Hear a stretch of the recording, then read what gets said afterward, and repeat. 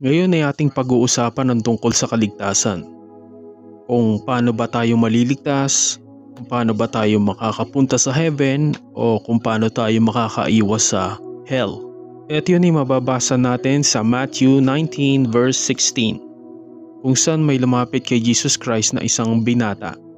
Ang sabi sa kanya, "Guro, anong mabuting gawain ang dapat kong gawin para magkaroon ng buhay na walang hanggan?" Ang sabi ni Jesus Christ, "Bakit mo tinatanong kung paano maging mabuti?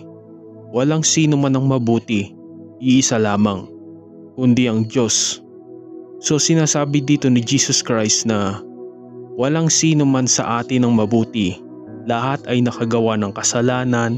So dito malinaw na sinasabi niya na lahat ng tao is makasalanan.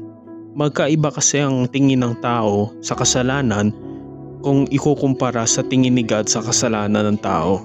Kung halimbawa sa atin nagkaroon tayo ng kasalanan na para sa atin is maliit lang, kagaya ng pagnanakaw ng maliit na bagay, para kay God hindi niya nakikita bilang kasalanan, nakikita niya yan bilang kasamaan. Yun ang ibig sabihin ni Jesus Christ pag sinabi niyang walang sino man ang mabuti. Lahat ay nagkasala. Tayo bilang tao, pagkabuhay pa lang natin dito sa mundo, tayo ay meron ng Holy Spirit na palaging nasa atin. Ito ay ang hininga ng buhay na pinagkaloob sa atin ni God. Kaya sinabi ni Jesus Christ bago siya mamatay na tapos na. Dahil lahat tayo ay naligtas na. Ang kailangan na lang nating gawin ay tanggapin ang kaligtasan. Dahil tayo rin na naglalagay sa ating sarili sa impyerno. Depende ito kung hindi mo tatanggapin si Jesus Christ bilang iyong tagapagligtas. Ang sabi nga sa John 14:6, "I am the way, the truth, and the life. No one comes through the Father except through me." Yan ang sinabi ni Jesus Christ. So kailangan nating aminin ang ating mga kasalanan. Kailangan nating maging aware sa ating mga kasalanan.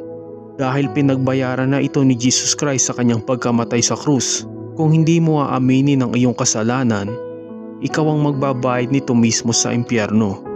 Kung sasabihin mong ikaw ay walang kasalanan, hindi ka nagkakasala, ikaw ay nagsisinungaling. Yan ang sinabi ng Bible. At sinabi ni Jesus Christ, "Pero kung gusto mong pumasok sa buhay na walang hanggan, sundin mo ang mga utos." Sagot naman ng binata, "Anong mga utos?" Ang sabi ni Jesus Christ, "Huwag kang papatay, huwag kang makikiapid, huwag kang magnanakaw, huwag kang maninirang puri ng kapwa. Igalang mo ang iyong ama at ina. Mahalin mo ang iyong kapwa kagaya ng pagmamahal mo sa iyong sarili." Ang sabi sa kanya ng binata, "Pero nagawa ko na ito mula pa nung bata pa ako." Ang sagot ni Jesus, "Pero kung nais mong maging ganap, ibenta mo ang lahat ng iyong pag-aari at ipamigay sa mahihirap. At pagkatapos nun, halika at sumunod ka sa akin." Pagkarinig ng binata sa pahayag ni Jesus, umalis siyang nakayuko at malungkot dahil siya ay sobrang yaman. At sinabi ni Jesus Christ, ito ang dahilan kaya ang kamelyo ay mas madali pang makapasok sa butas ng karayom kaysa ang mayaman ay makapasok sa kaharian sa langit. Dito sa verse na to, sinabi ni Jesus ang sagot sa kahirapan. Ito ay ang pagbabahagi ng lahat ng mga mayayaman. Ipagbenta nila ang lahat ng kanilang ari-arian at ipamigay sa mahirap at mamuhay ng ordinaryo at sumunod kay Jesus Christ. Yun ang sinabi niya dito. Ito yung klase ng pagsubok na hindi kayang gawin ng mga tao, lalo na kung sila'y sobrang yaman. Hindi nila pwedeng i-give up ang lahat ng kanilang kayamanan dahil komportable sila doon kahit sobrang yayaman na nila.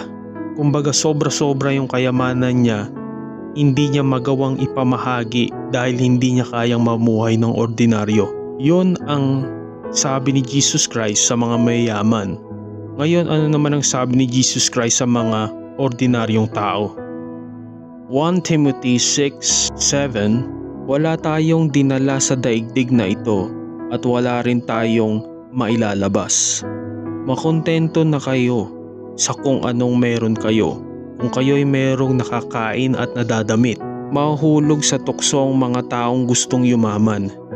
Mabibitag sila ng mga bulag at mga nakasasamang mga hangarin na maghahatid sa tao sa kapahamakan at pagkawala. So malinaw dito na sinasabi ni Jesus Christ na bilang ordinaryong tao ay makontento na. So wag na tayong mainggit sa bagay na kung anong meron ng mayaman. Makontento ka na na ikaw ay merong kinakain at nasusuot na damit sa araw-araw. Dahil ang buhay natin dito sa mundo ay hindi siya permanente. Temporary lang to. Ang totoong buhay na walang hanggan ay na kay Jesus Christ lang. So hindi ka dapat matukso na gumawa ng mali para lang yumaman. Basta ang tandaan lang natin, sa John 14:6, sinabi ni Jesus Christ, I am the way, the truth, and the life. No one comes through the Father except through me. Thank you and God bless.